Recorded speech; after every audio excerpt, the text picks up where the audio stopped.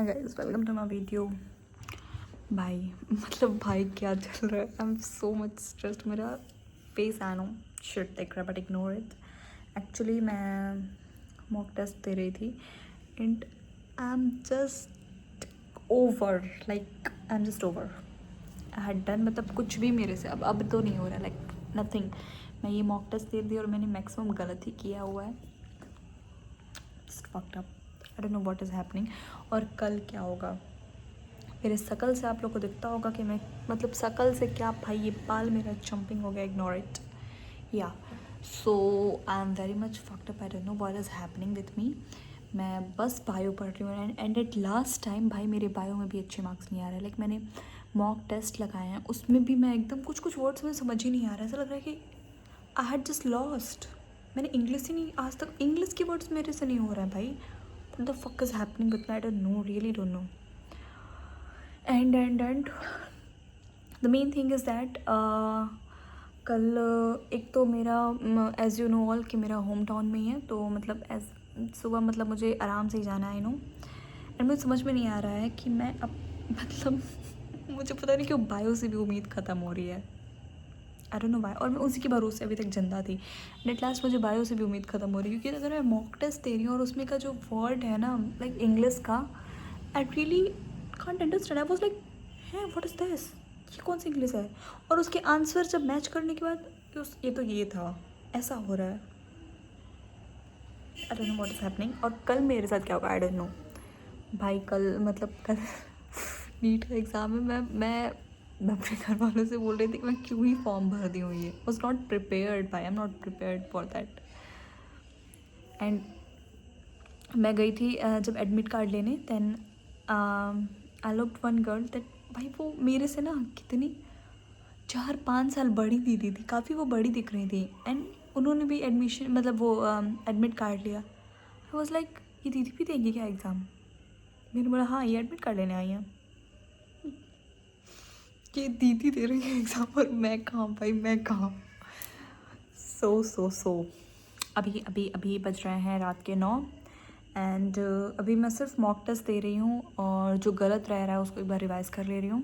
Nothing else I am doing. और मैं सोने से पहले एक बार बायोलॉजी की एनसीईआरटी देख लूँगी। उसके बाद मैं कुछ नहीं करूँगी, मैं चुपचाप सो जाऊँगी। आई am just done, I am just done. उसके अलावा मैं कुछ नहीं करने वाली हूँ। एंड फिर मैं हम लोग मिलेंगे सुबह में। भाई मैं चाह रही हूँ आज का रात ही ना ख़त्म हुआ, सो मच पता नहीं क्या एकदम।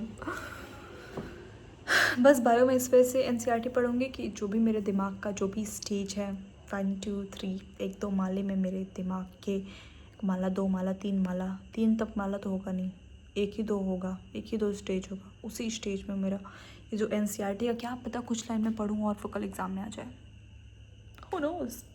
सो मैं एनसीईआरटी पढ़ूँगी, मतलब सोने के पहले बस। और एनसीईआरटी भी कुछ ही कुछ पढ़ूँगी। I am so fucked, I don't know what is I am will do tomorrow. भाई मुझे बहुत टेंशन हो रहा है कल का। एंड मुझे कल लखनऊ भी जाना है रात में, मेरे घर पे फंक्शन है, मुंडन है। So I will go there also. पर मुझे उसका एक्साइटमेंट नहीं है, तो इतना मुझे कल की नीट का डर। एंड भाई रिज़ल्ट का भी पता नहीं क्या चल रहा है रिज़ल्ट का। एक बार तो 30 ऑफ अप्रैल का आएगा, एक बार 1 मई को आएगा। एंड अब हो रहा है कि वो जो भी हैं, पता नहीं कौन से भारद्वाज हैं, भारद्वाज कह रहे, सॉरी भारद्वाज हैं, उन्होंने बोला है कि 3rd वीक ऑफ मई में आएगा। सो 3rd वीक ऑफ मई में है, पर कुछ भी खोलने से, यूट्यूब खोल लो, शॉर्ट्स देख लो, तो उसमें ये दिखा रहा है कि भाई 5 से 6 दिन में आने वाला है। भाई मैं नहीं चाह रही हूँ कि मेरे घर के फंक्शन में मेरे रिज़ल्ट का ये जो पटाखा है वो फूट जाए, बॉम्ब फूटे।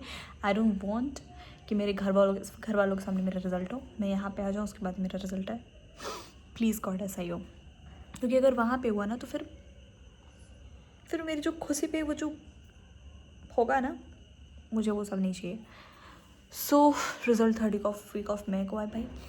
उससे पहले अभी कल नीट है and I am so much stressed. I don't know what I will do tomorrow, I am so much stressed. So अभी मैं ये पढ़ती हूँ, वरना फिर ये रात भी बीत जाएगी और कल का दिन आ जाएगा और मैं उसमें भी बहुत गंदा शिट कर दूँगी। शिट तो मैं वैसे भी करूँगी, I know, but be positive. So let's go, अभी हम पढ़ेंगे and then we will meet tomorrow. Bye. I am ready for exam this is my outfit, simple सादा उच्च विचार, क्योंकि मुझे पता है कि मैं वहाँ पे कुछ ना कुछ निकालूं।